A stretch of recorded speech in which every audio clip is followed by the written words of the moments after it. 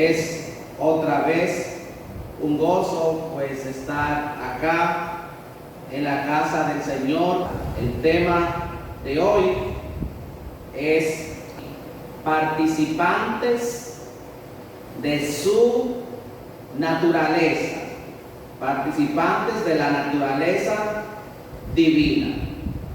Y vamos a estar leyendo en la carta segunda de Pedro, en el capítulo 1, partiendo de el verso 3. Dice así allí la palabra del Señor. ¿Lo tienen? ¿No lo tienen? Me avisan cuando lo tengan. Segunda de Pedro,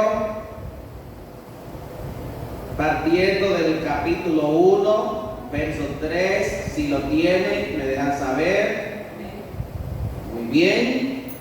Dice: como todas las cosas que pertenecen a la vida y a la piedad nos han sido dadas por su divino poder, mediante el conocimiento de aquel que nos llamó por su gloria y excelencia, por medio de las cuales nos ha dado preciosas y grandísimas promesas, para que por ellas llegaseis a ser participantes de la naturaleza divina, habiendo huido de la corrupción que hay en el mundo a causa de la concupiscencia.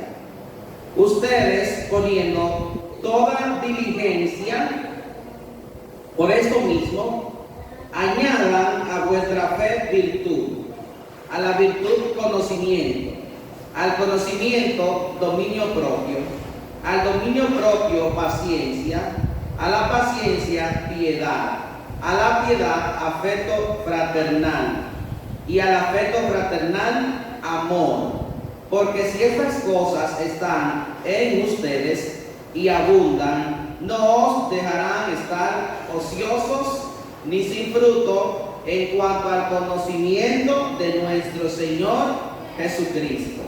Pero el que no tiene estas cosas tiene la vista muy corta, es ciego, habiendo olvidado la purificación de sus antiguos pecados. Por lo cual, hermanos, tanto más procurad hacer firme vuestra vocación y elección, porque haciendo estas cosas no caeréis jamás, porque de esta manera os será otorgada amplia y generosa entrada en el reino eterno de nuestro Señor y Salvador Jesucristo. Por esto no dejaré de recordarlo siempre estas cosas, aunque vosotros las sepáis y estéis confirmados en la verdad presente.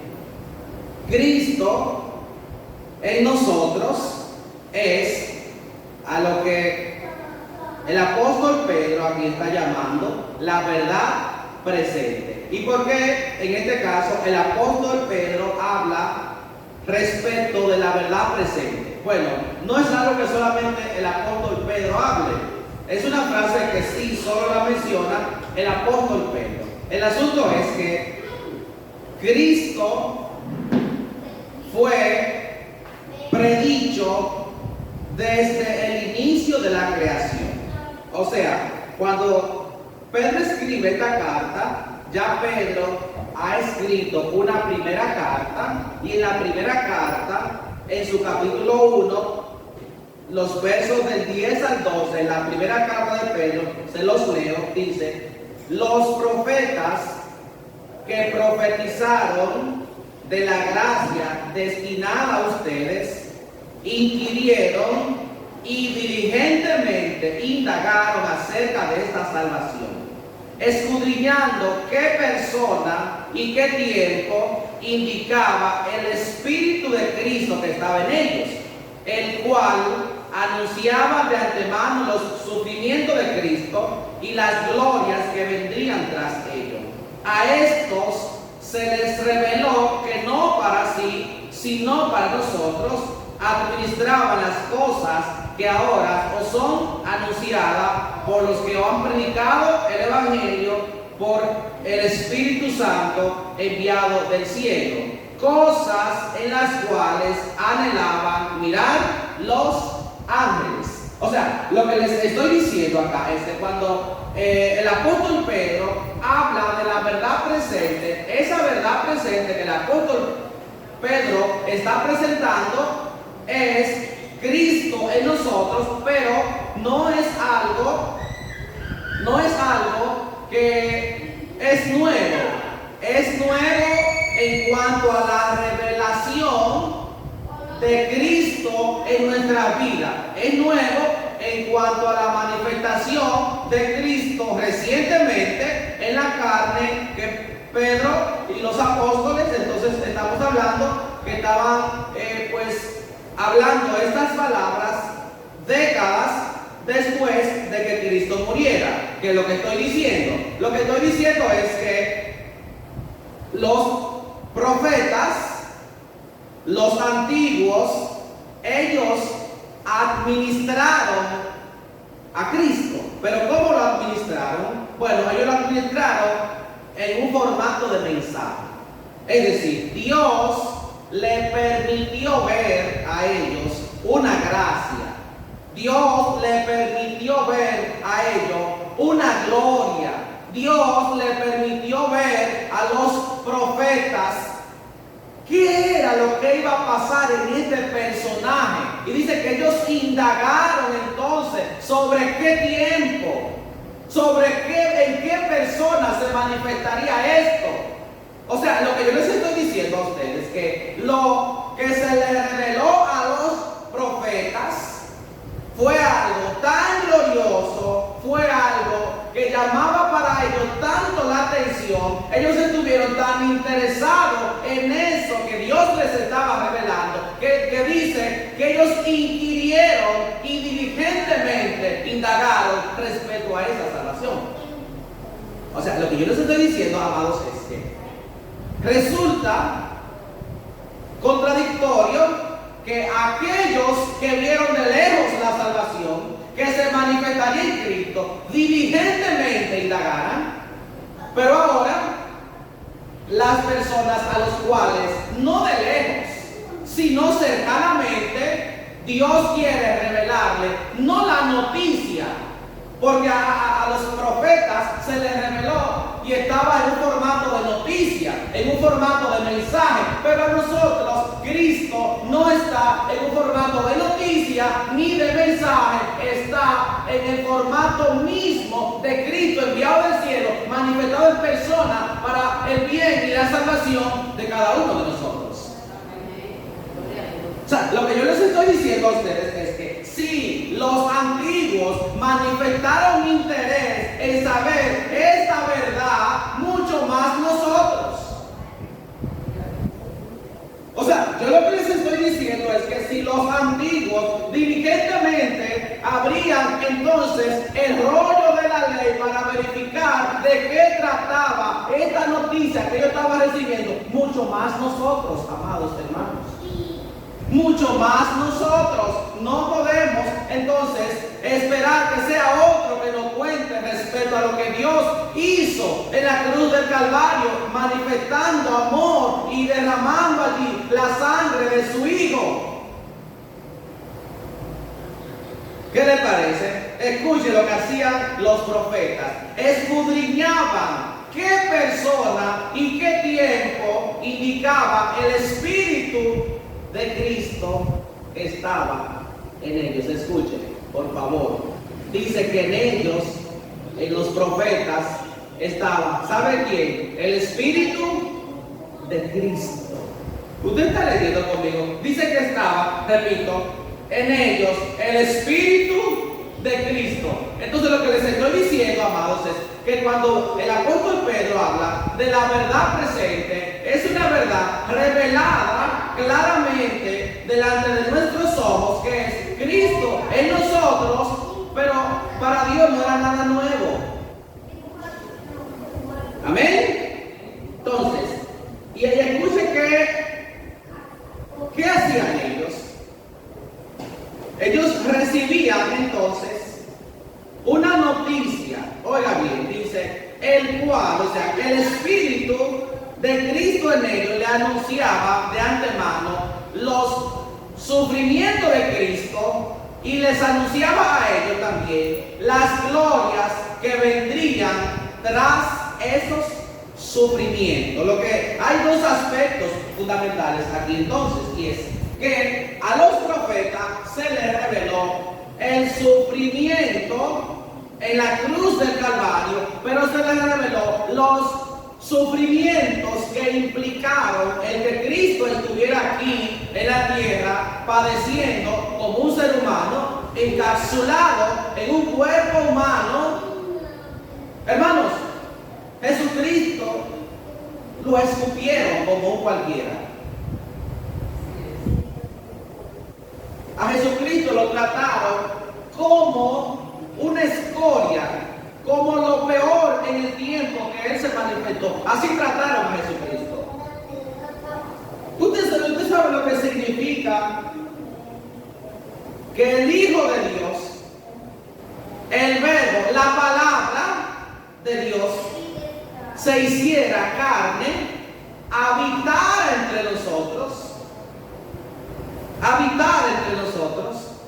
y habitando entre nosotros, que ya se suponía entonces ya era una humillación. O sea, el hecho de que Cristo estuviera en condiciones como la de nosotros ya era una humillación, ya es una humillación.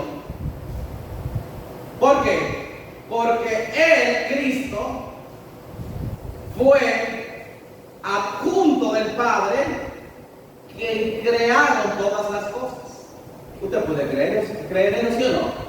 Entonces estamos diciendo que el Creador se hizo una criatura para salvarnos a nosotros. Entonces lo que estoy diciendo es, a los profetas se les reveló todo ese sufrimiento y más que no puedo describir en este momento a causa del tiempo. Pero el asunto es que cuando ellos se les revela esto, a ellos también se les revela que toda esa gloria que se expondría, que se manifestaría después del sufrimiento de Jesucristo, no era para ellos, sino que era para nosotros.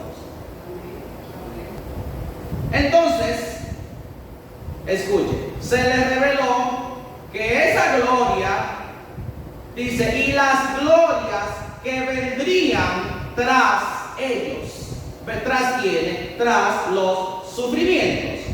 Y escúchenme, no hay nada más glorioso que Cristo. No hay nada más glorioso que el Evangelio de Jesucristo. Recuerde que el pecado a nosotros nos quitó de estar en la gloria de Dios. Ahora, lo que sucede tras la cruz de Cristo, y entonces ahí en la cruz de Cristo se define todo. Antes de la cruz hay muerte, pero después de la cruz hay gloria de Dios, hay vida de Dios. Y quien no puede entender qué fue lo que sucedió en la cruz, entonces nunca va a poder disfrutar de la gloria de Dios. Porque es que los que los vieron, los apóstoles que los vieron, dice que ellos inquirieron. Y a ellos se les dijo, miren, esto que tienen, esto que ven, esto que se les notifica a ustedes, no es para ustedes. ¿Qué les parece? Oigan bien, sino para nosotros. Y dice en la última parte del verso, cosas en las cuales anhelaban mirar los ángeles.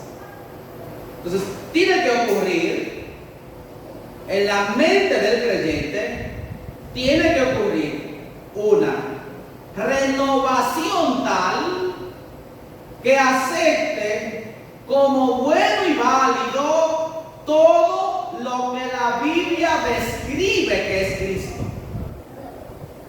Tiene que ocurrir una transformación tal en mi mente en donde yo acepte la descripción de la Biblia como que de la Biblia respecto a lo que dice de Cristo como mi gobierno.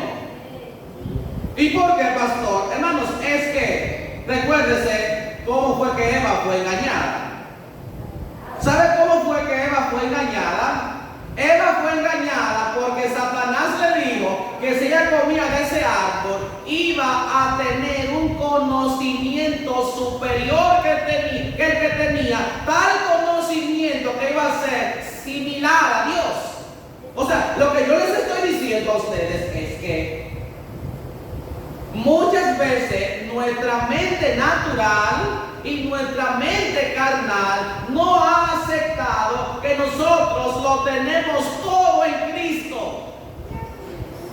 Y es la razón entonces por la que en una segunda carta el apóstol Pedro escribe, y yo pues le digo otra vez que fue lo que el apóstol Pedro le dijo para tener un poquito de contexto. Y Pedro dice: ¿cómo todas las cosas que pertenecen a la vida y a la piedad nos han sido dadas por su divino poder mediante el conocimiento de aquel que nos llamó? ¿Por qué? Por su gloria y por su excelencia. Entonces la pregunta es esta: ¿lo tenemos todo o no lo tenemos todo? Bueno, entonces es importante que ustedes y yo comencemos a pensar así como Cristo. Entonces, pastor, ¿qué es lo que estamos esperando si ya lo tenemos todo? ¿Qué es lo que estamos esperando si ya estamos completos en Él? En Cristo. ¿Qué es lo que estamos esperando?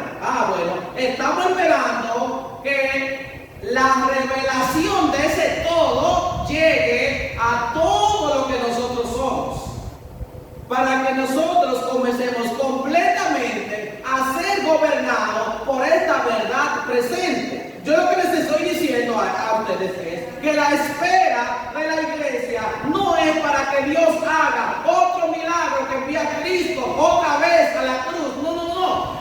Lo que estamos esperando es el milagro de la revelación de Cristo a una mente que es caída, a una mente que quiere pensar como Adán, pero no es como Adán que hay que pensar, es como Cristo. Pero cuando tú dices, bueno, lo tengo todo, pero como que no tengo nada. Bueno, lo tienes todo en Cristo, aunque según tu mente natural no tenga nada, pero tiene todo en Cristo. Y es lo que continuamente la Biblia está describiendo. Mírenme, recuerden, Eva se dejó engañar por pensar que había algo superior a lo que Dios le había dado. No hay nada superior ni en el cielo, ni en la tierra, ni debajo de la tierra que Cristo. No hay nada superior que eso. Todas las cosas que pertenecen a la vida y a la piedad se nos fueron dadas a través del conocimiento de aquel que nos llamó. ¿Qué es lo que falta entonces, pastor? Bueno, falta que se desarrolle en nosotros la vida del Hijo de Dios. ¿Cómo se desarrolla la vida del Hijo de Dios? Bueno, ¿qué pasa cuando una persona recibe la vida? ¿Qué pasa cuando una persona recibe la vida? Cuando eso pasa, hay un inicio del desarrollo de la vida de Cristo. Cuando eso pasa, la persona ve en sí mismo el cumplimiento, dice la palabra del Señor, que nos ha dado preciosas y grandísimas promesas. Pero hay personas que creen que leyendo esto piensan que es que Dios les está prometiendo algo a futuro. No. Lo que está diciendo la palabra es que todo lo prometido en el Antiguo Testamento, todo lo que era el Mesías, todo lo que vieron estos profetas antiguos, todas las promesas que vieron estos profetas, se cumplen en la iglesia a través de Cristo Jesús. Entonces, cuando tú recibes esto, cuando tu alma recibe esto, cuando tu espíritu recibe esto, entonces es notificado a una actualización y recibe entonces una naturaleza. Por eso dice el texto, para que por ella llegue a ser participante de la naturaleza divina. Hermanos, yo no sé si están llegando a la idea, pero el asunto es que a través de lo que Cristo hizo en nosotros, esa naturaleza de Adán, esa naturaleza caída, ya no nos gobierna. Ahora nosotros nos gobierna la naturaleza que es Cristo Jesús en nosotros.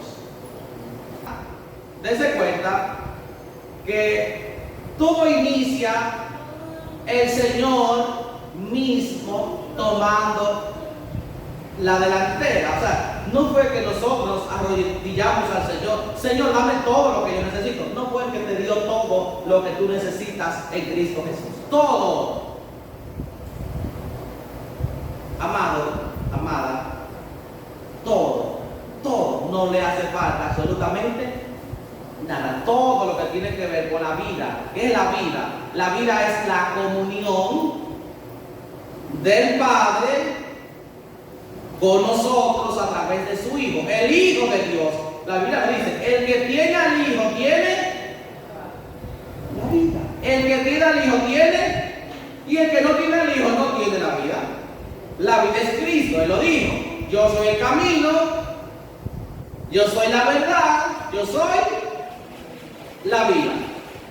Ahora bien, la vida, ¿en qué forma entonces se manifiesta esa vida? La vida de Cristo es una vida piadosa. Entonces, todo lo que tiene que ver con la vida del Hijo y todo lo que tiene que ver con la piedad del Padre manifestada en el Hijo, todo se nos fue dado a nosotros. Todo. ¿Qué nos dio? Todo lo que pertenece a la vida y a la piedad, mediante el conocimiento de aquel que nos llamó. ¿Qué significa? Que tenemos una nueva naturaleza a través de recibir esas grandísimas promesas. Que repito, y quiero aclarar bien el concepto.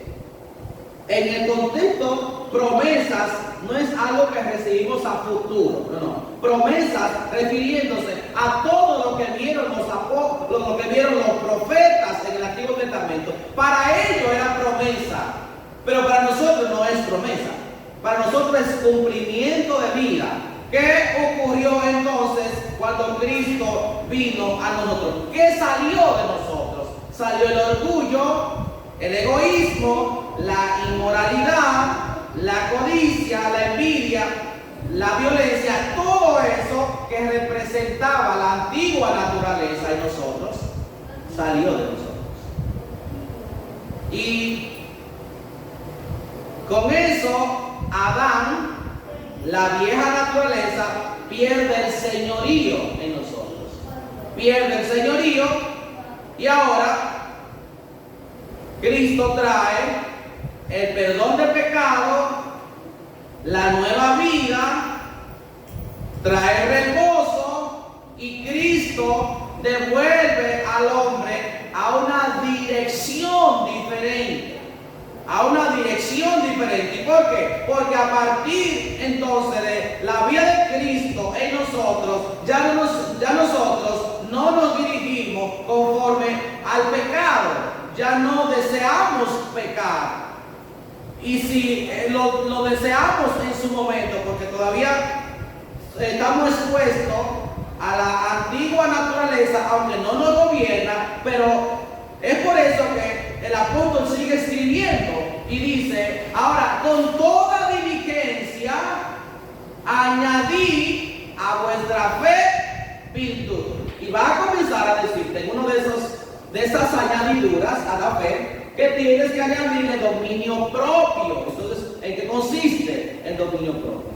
Precisamente a que esos deseos que todavía van a estar, pero que no es la voluntad de Dios, entonces que podamos someterlo por el Espíritu a la perfecta voluntad de Dios. Entonces,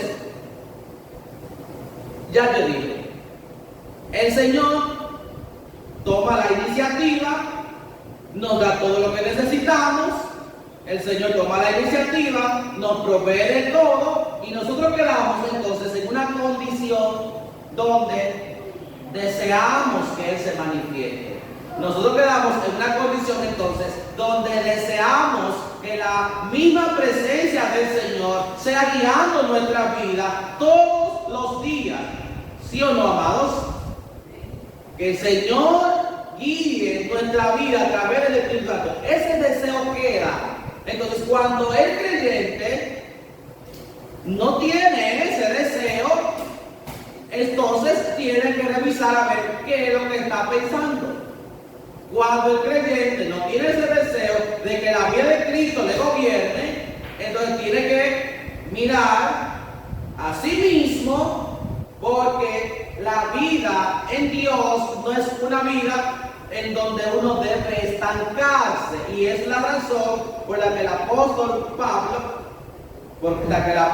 Pedro acá escribe. ¿Qué él escribe? Un conjunto de añadiduras que debe tener el creyente, y que yo les ruego, por favor, que les presten atención, porque lo que el apóstol Pedro luego dice es algo que debe llamarnos la atención. ¿Sabe lo que dice el apóstol al finalizar esa lista? Dice que el que no tiene estas cosas tiene la vista muy corta. Entonces, si es así, hay que prestar atención. ¿En qué el creyente tiene que estar enfocado, amada iglesia? Ya Cristo vive en mí y ya yo soy salvo y ahí me quedé. No.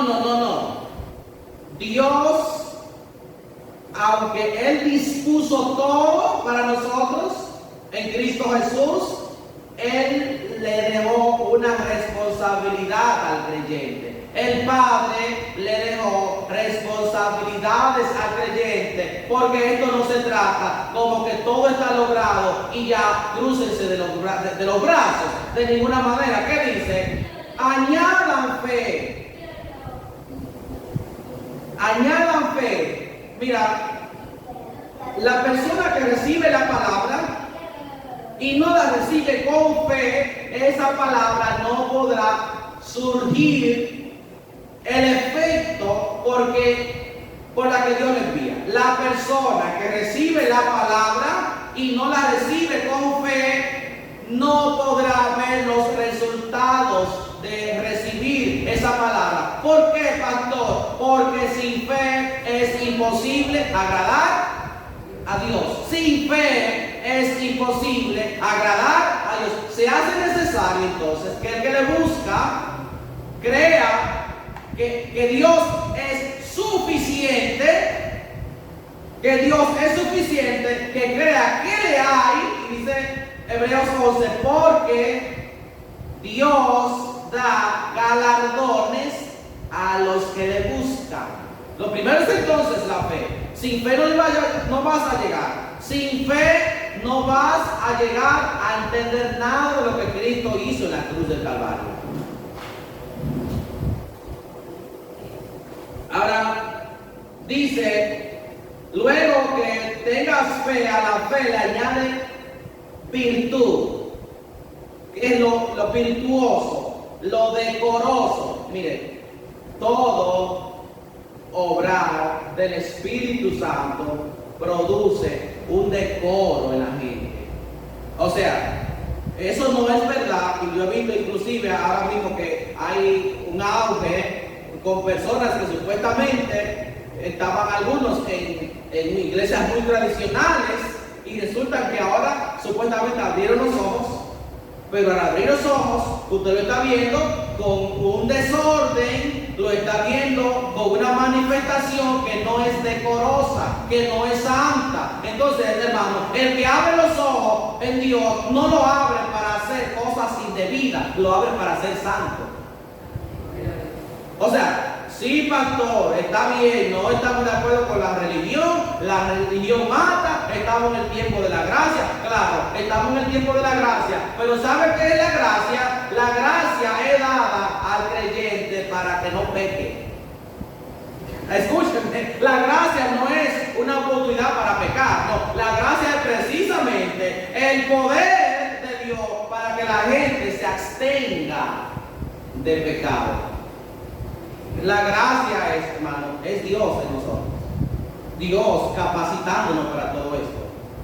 Ahora bien, entonces la virtud no es algo, entonces, como que yo tengo fe y ahí me quedo. No. Esa fe mía tiene que manifestarse en un decoro, en una santidad, en una consagración. Y obviamente dice luego que añadas conocimiento. El conocimiento direcciona. Escuche bien. ¿Por qué estudiamos la palabra? Porque la palabra nos direcciona y nos lleva a creer, como decía Jesucristo, en el Cristo que describe la Biblia y no en el Cristo que describe mis pensamientos.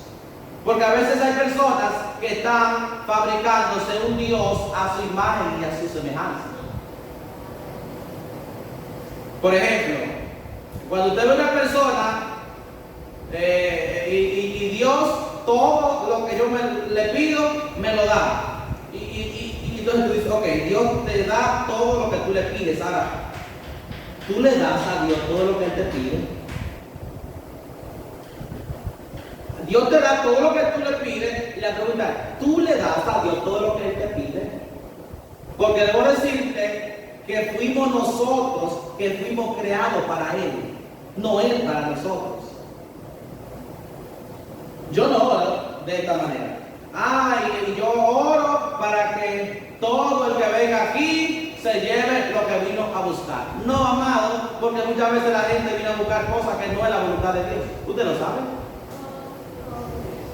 Entonces la iglesia no está llamado simplemente para servir a la gente todo lo que vino a buscar. De ninguna manera. La iglesia está llamada para servir a Cristo a la gente. Porque ¿sabe cuáles son los únicos que van a ser libres? Los que el Hijo liberte. Óigame, y al que el Hijo libertare será verdaderamente. No hay otra libertad. Es la libertad que tenemos en Cristo Jesús. ¿Están conmigo, amados? Luego, una de las cosas que tenemos que tener también es dominio propio. Todo lo que está describiendo aquí la palabra son manifestaciones del Espíritu. ¿Qué son? Manifestaciones del Espíritu. El dominio propio, que ya les hablaba hace un momento, respecto a que es el que pone, el dominio propio pone nuestros deseos esclavizados a la voluntad de Dios. Nuestros deseos esclavizados a la voluntad de Dios. La paciencia. Aprender, hermano, a estar en Él, en medio de pruebas, en medio de dificultades. No es al tiempo suyo, no es al tiempo mío, es al tiempo de Dios. Amén. La paciencia nos lleva entonces a fortalecer nuestro carácter para saber que Dios no es que va a tomar el control. No, amados hermanos, es que Dios siempre ha sido gobernante. Señor, tú vas a tomar el control. No. Dios nunca ha perdido el control. Él siempre ha sido gobierno sobre nosotros. La paciencia nos ayuda a permanecer en los momentos donde otros no permanecerían. Hay etapas donde quizás usted se ha cuestionado, pero yo pensé que a esta etapa yo no iba a estar sirviendo al Señor, sin embargo, está en el Señor. ¿Cuántas etapas usted ha pasado en el Señor? ¿Todas han sido color de rosa, me pregunto? No, hay etapas difíciles. Pero tú sabes que en medio de ese proceso tú tienes que revestirte, y yo también, tenemos que ser revestidos de paciencia para saber que los ojos del Señor están ahí sobre nosotros, cercanamente. Tenemos también que añadir piedad. No solamente es soportar las pruebas. No, la piedad significa una vida continuamente agradándole a Él. Una vida continuamente rendida a Él. Ese es el precio. Por eso es que Romanos 12 habla de que cuando tú entiendes las misericordias de Dios, tiene una sola forma de devolverle al entendimiento de las misericordias de Él, y es entregando nuestro cuerpo en sacrificio vivo a Él. Y debo decir, hermano, que esto hay que hablarlo a la iglesia, porque la iglesia no quiere sacrificar nada. Hermano, la iglesia no quiere sacrificar nada. Y si hay algo, atienda, que Cristo dejó claro acá cuando vino, es que para servirle a Él, la actitud de la gente tendría que ser una actitud de entrega. Tenía que ser una actitud de entrega. Dios no recibe nada a medias de nadie. Dios no recibe nada a medias. Ahora, dos aspectos que les menciono: aspecto fraternal, el amor entre nosotros, que nunca se apaga el amor entre nosotros, y el aspecto fundamental, que es lo que regula toda especie de relación, de comunión entre Dios, entre la iglesia, es el amor. ¿Cuál es la importancia, amado, de considerar esto? Bueno, dice el verso 8, escuche muy bien: porque si todas estas cosas están en ustedes y abundan, escúchenme, que estén en ustedes y abunden. O sea, no es que estén en ustedes solamente, no es que haya un poquito de paciencia, no, es que eso se ha desarrollado. No es que haya un poquito de amor, no, es que ese amor se ha desarrollado. No es que haya un poquito de fe, es que esa fe se ha desarrollado. No es que haya un poquito de conocimiento, no, de virtud, no, nada, simplemente a lo mínimo, sino que se ha desarrollado en nosotros. ¿Qué implica esto, pastor? Implica del desarrollo, implica la madurez de la vida de Cristo en nosotros. Entonces, es sumamente relevante. Dice el texto: si estas cosas están en ustedes, si estas cosas abundan, no os dejará estar ociosos ni sin fruto. Mírenme, usted ve toda esta gente, aún dentro de las iglesias, ansiosos, que no encuentran lo que van a hacer, es porque no están siendo llevados a este conocimiento. Escúcheme, ninguna persona que se esfuerce en esto que yo les estoy diciendo ahora, ninguno va a estar sin fruto. Ninguno va a estar ocioso. En el ocio hay problema, amado. Desde que usted ve una gente que está demasiado ocioso, mire, póngalo a hacer algo. Y si es usted mismo, póngase a hacer algo, porque la mente, cuando está ociosa, comienza a buscar donde no hay. ¿Usted lo sabe, sí o no? Las señoras de mi tiempo se ponían a bordar cuando no encontraban nada que hacer. se ponían a bordar y buscaban esas ropas por ahí que tenían quizás con cosas dañadas y se ponían a coser. ¿Y por qué? Porque ellas sabían que no se debe estar tanto tiempo ocioso. Por eso fue que a David le pasó lo que le pasó, por estar de ocioso en un tiempo donde debía estar ocupado, estaba ocioso.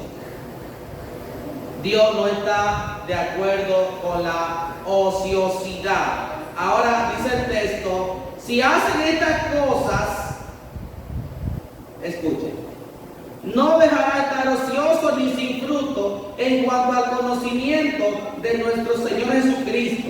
Pero el que no tiene estas cosas tiene la vista muy corta.